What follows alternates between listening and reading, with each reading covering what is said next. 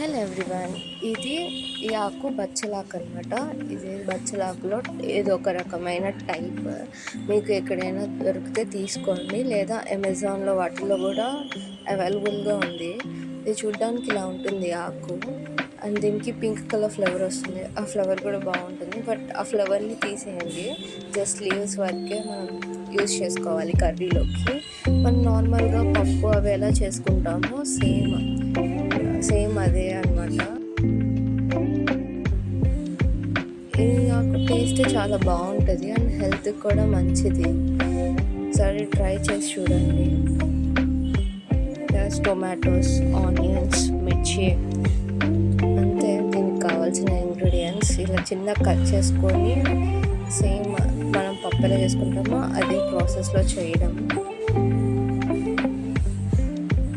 మీకు క్వాంటిటీని బట్టి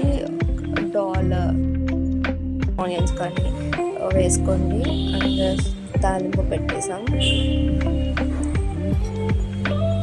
కొంచెం పసుపు, ఉప్పు వేస్తే అయిపోతుంది. కారం కూడా లిటిల్ బిట్.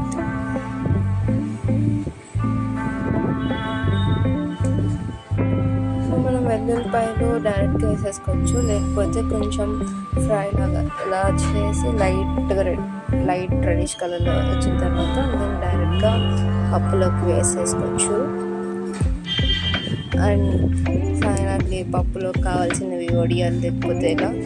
అండ్ ఈ వడియాలు కూడా ఫ్రై చేసేసుకుంటే ఇంకా టేస్టీ అయిన డాల్ రెడీ అయిపోతుంది. Please do like, share and subscribe to my channel.